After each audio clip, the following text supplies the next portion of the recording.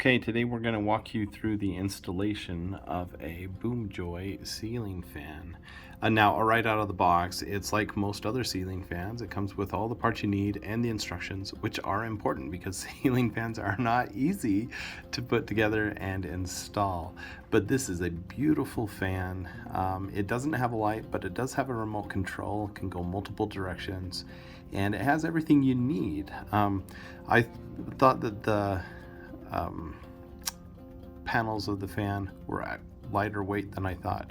Now, in the initial installation, you just follow the instructions and you put the pieces together. So you start first with your rod, and you can pick a short rod like a 3-inch, a 5-inch, or a 15-inch. Once you have those first few pieces on, then you screw it down and you put in the pin to hold it in place, and make sure you have your wires go through. We actually messed that up one of the times, so we had to undo it and redo it. But then you get it all set, and then you put on the final 2 pieces, and then you're ready to put on your mounting bracket. So you go up, and we did it at night, so we had to put lights in the room because we turned off the power so that we could access the electrical. But you just take off your old mounting bracket and use the one they've included, and you just screw it into the ceiling. It should fit right to where it's already been wired for you.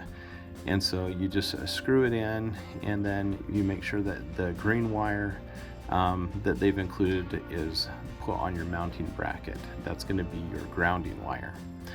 Then you take your fan, and you might need 2 people to do this. We did. One person will hold it up, and the other person will connect the white to white, black to black, and blue to red. You might have a slightly different configuration depending on how your switch is set up, so you might have to try a few different things.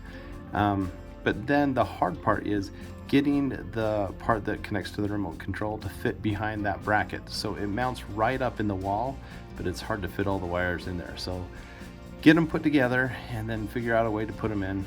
Then the magnets on it will just sink it into place, and then you're ready to screw in the blades. That part was relatively easy. Obviously, if you have a power screwdriver, that makes it easier, but even if you do it by hand, we just had one person hold it up while the other person screwed it in, and it didn't take very long to get those screwed on. Then you've got a beautiful ceiling fan ready to go. All right, so let's look at this remote control. Here we have this light button we don't need because it doesn't have lights.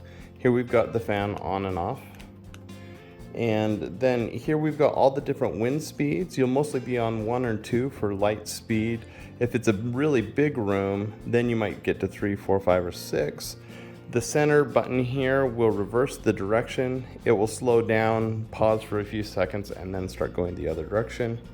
Now down here at the bottom, we've got a simulated human burglar lamp, your natural wind speed, a delay closing fan, and then you have timing control options here at the bottom for 1 hour, 4 hour, and 8 hours.